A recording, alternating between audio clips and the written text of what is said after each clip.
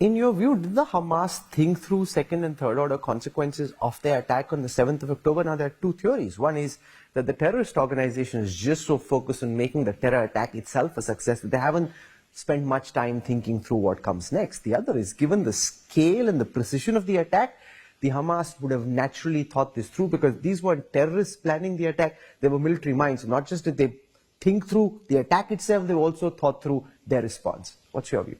We're all guessing. It's a very good question that you're asking. My own general view about this is that people exaggerate the smarts of a lot of these terrorists. I mean, these are often, young, agitated, revolutionary types, hotheads. They're not great chess players. They're not sitting there, masterminding this. But I think it's fair to say that it would be crazy if they had not thought through the fact that the Israelis would respond. And of course, the Israelis would respond in a fairly big way. Did they believe it would be as dramatic as what you're seeing now?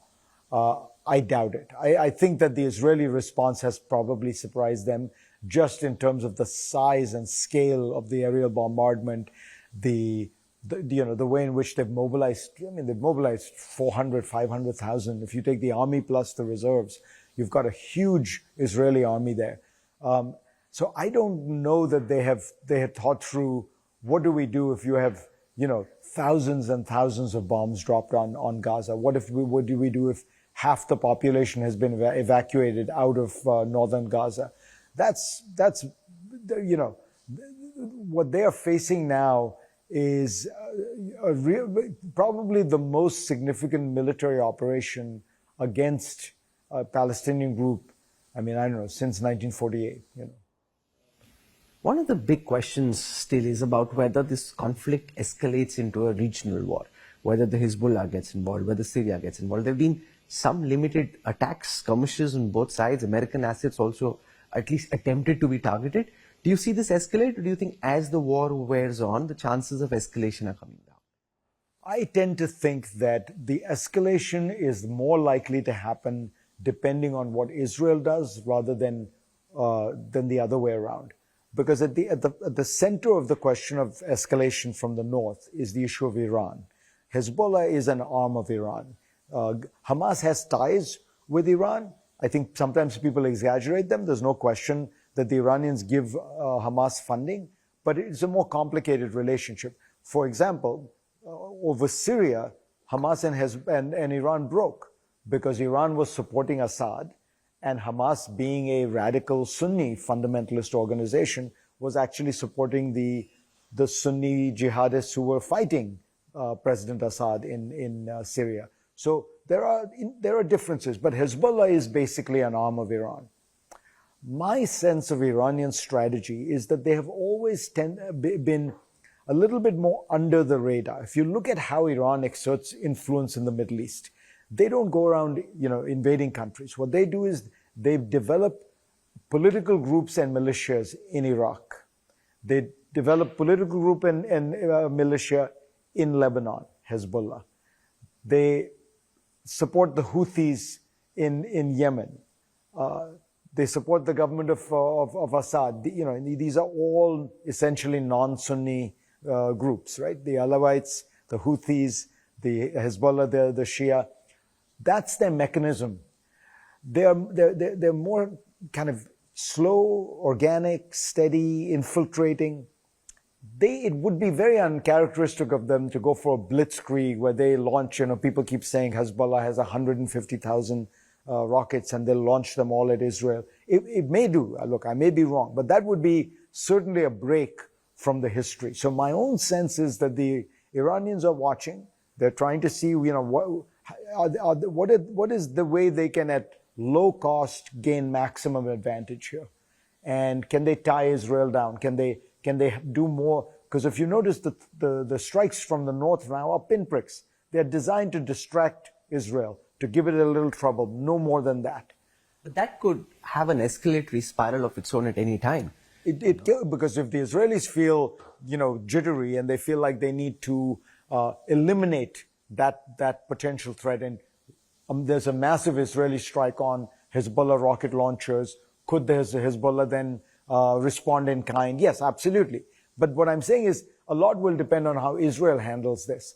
And I think that Israel will see the wisdom on, better to handle the one-front war than to try to deal with the two-front war. Opinion seems divided at the moment on the role that Iran played in this Hamas attack. The Wall Street Journal has been reporting that a lot of these Hamas terrorists actually trained in Iran before this. American intel seems to be trying very hard to debunk that, saying the Iranians were caught off guard. They obviously don't want that it be accepted globally that Iran was involved. What's your sense of what Iran actually knew about the attack and whether these terrorists were trained in and by Iran? As I say, Iran's relationship with Hamas is more complicated than with the Hezbollah. They have definitely funded it. They have helped coordinate some level of activity between Hezbollah and Hamas. But the people I've talked to in the intelligence community in the US do not believe that Iran directs Hamas. Iran has that kind of direct level of control. And I don't, the two don't have identical objectives. So it's difficult to tell. They certainly benefit. Iran benefits from Hamas, destabilizing the things, particularly, the one reason I do think that Iran is happy about this, even if it didn't plan it, and I don't have direct knowledge one way or the other, is that the principal geopolitical effect of this Hamas attack and the Israeli counterattack has been to delay and perhaps delay for a while the Saudi-Israeli rapprochement. So if you think about it in those terms, who benefits? The greatest benefit has been that alliance between the Gulf Arabs and Israel that was on its way to becoming almost a formal alliance has been severely damaged. But that just seems to be temporary. At some point in time, we've seen enough now from Saudi Arabia as well to suggest that once this is done with, they want to stay on that path. It's not dead and buried as was initially imagined soon after the attack. Yeah, that's probably true. Look, the underlying strategic reality that created this situation is the following. It all starts with the Iraq War. In the Iraq War, what the United States does is it dislodges the Sunni government in Iraq, Saddam Hussein's government, and empowers a democratic government. But in the Middle East, people don't think in terms of democracy and not. What democratic government in Iraq means a Shia government in Iraq, because it's a Shia majority country. So what happens there is you have now disrupted the fundamental strategic balance of the Middle East, which was between the Shias and the Sunnis, between the Persians and the Arabs. Suddenly, Iran has access and influence, substantial access and influence to this powerful Arab, previously Sunni state. This scares the Saudis, the Emiratis, who start thinking to themselves, Iran's influence is growing.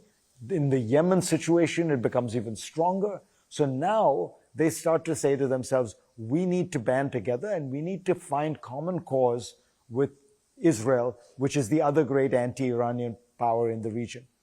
And what had previously been the big obstacle to that normalization, the Palestinian issue, they decide, what, the threat is too great, screw the Palestinians, we're going to go ahead and do this. So that's the logic, and you're exactly right, that logic still applies.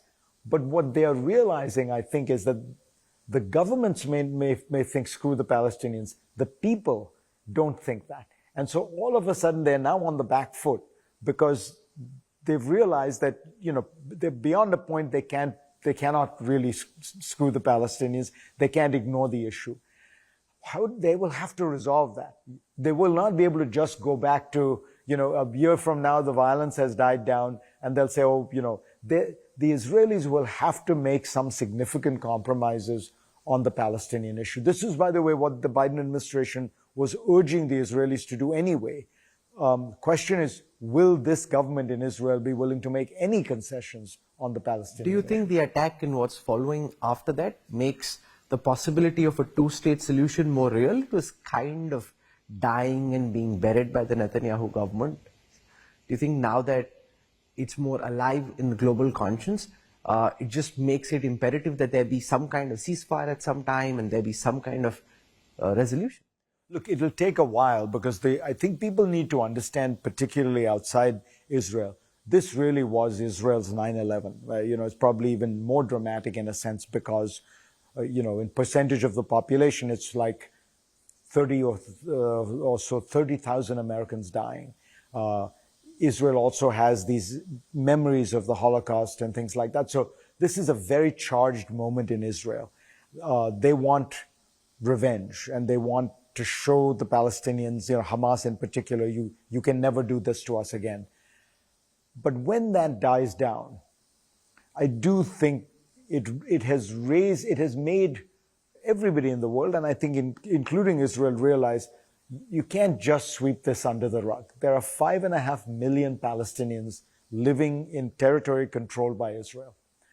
You've got to do something with them. And in a sense, it's very simple. Either they have to get political rights within Israel, or they have to have some political entity of their own that they regard as adequate, which is a state of some kind. If you do neither, you have a situation which is not going to be, it's not going to be manageable. It's not going to stay quiet. And so I think you're right that in some senses, what this will do is to make people realize that problem of 5.5 million Palestinians has to be solved.